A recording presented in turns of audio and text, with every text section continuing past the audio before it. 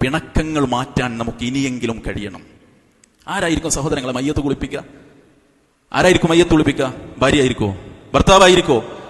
25 kilometre യാത്ര ചെയ്തിട്ടാണ് വയനാട്ടിലെ 10-30 ജനാസകൾ, 10-30 മയ്യത്തുകൾ നിലമ്പൂരിലേക്ക് എത്തിയത്. ആരാ കുളിപ്പിച്ചത്? ജനിച്ചിട്ട് കണ്ടിട്ടില്ലാത്ത മനുഷ്യർ, പേരറിയാത്തവർ. എന്താ കിട്ടിയത്? ഒരു കാല്, ഒരു കയ്യ്. അത് കുളിപ്പിച്ച് കഫം ചെയ്തത് ജനിച്ചിട്ടിന്നുവരെ കണ്ടിട്ടില്ലാത്തവർ. ആരായിരിക്കും? അതുകൊണ്ട് എങ്ങോട്ടാ സഹോദരങ്ങൾ ഈ പിണക്കങ്ങൾ? ഒരു മെസ്സേജ് കണ്ടില്ലേ, ഒരു സഹോദരിയുടെ മെസ്സേജ്?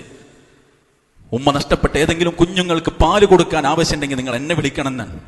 നൊന്തുപെറ്റ മക്കളില്ലേ, പോറ്റി വളർത്തുന്ന മക്കൾ, നാം കണ്ടിട്ട് പോലും ഇല്ലാത്ത ഒരാൾ നമ്മുടെ കുട്ടിക്ക് പാല് കൊടുക്കേണ്ടി വരുമെന്ന് ജീവിതത്തിൽ ഒരിക്കൽ ചിന്തിച്ചിട്ടുണ്ടോ സഹോദരങ്ങളെ? നമ്മൾ ഉണ്ടോ? എന്റെ കുട്ടിക്ക് പാല് കൊടുക്കാൻ കിലോമീറ്ററുകൾ യാത്ര ചെയ്ത് ഒരു പെണ്ണ് യാത്ര ചെയ്തു വരുമെന്ന് ജീവിതത്തിൽ ഒരു നിമിഷം നമ്മൾ ചിന്തിച്ചിട്ടുണ്ടോ മനുഷ്യരെ? പക്ഷേ കൈക്കുഞ്ഞിനെ ഏറ്റെടുത്ത് വളർത്തുന്നത് അയൽവാസിയായിരിക്കും. അയാളോടാണ് ഒരു പ്ലാവിന്റെ കൊമ്പിന്റെ പേരിൽ 10 കൊല്ലായി നമ്മൾ തെറ്റി നിൽക്കുന്നത്, അല്ലേ? പിണക്കങ്ങൾ മറക്കാനുള്ള സമയമാണിത്. ഉമ്മാനെ കണ്ടിട്ട് എത്ര ദിവസമായി? ഉപ്പാനെ കണ്ടിട്ട് എത്ര ദിവസമായി?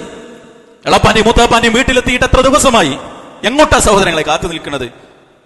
ബോഡി പോലും തിരിച്ചറിയാത്ത അവസ്ഥയിലേക്ക് ആളുകൾ മാറും. തെരയും നമ്മൾ.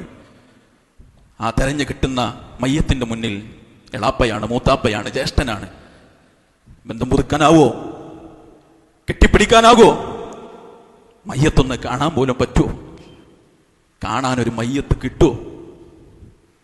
കൈയാണ്, കാലാണ്, ഉടല് നഷ്ടപ്പെട്ട തലയാണ് നമ്മുടെ സഹോദരങ്ങൾ തുണിസഞ്ചികളിൽ എടുത്തു കൊണ്ടുപോകുന്നത്. എവിടേക്കാണ് ഈ പണക്കം? എവിടേക്കാണ് ഈ തെറ്റല്? എവിടേക്കാണ് ഈ അകൽച്ച? ഭാര്യ കൂട്ടിനുണ്ടാകുമെന്ന് വിചാരിച്ചിട്ടാണോ ഈ അഹന്ത? തരക്കേടില്ലാത്ത ഒരു സ്റ്റാറ്റസ് നാട്ടിലുണ്ട് എന്ന് വിചാരിച്ചിട്ടാണോ ഈ അഹങ്കാരം? ഇല്ല സഹോദരങ്ങളെ, ദുർബലരാണ് നമ്മൾ.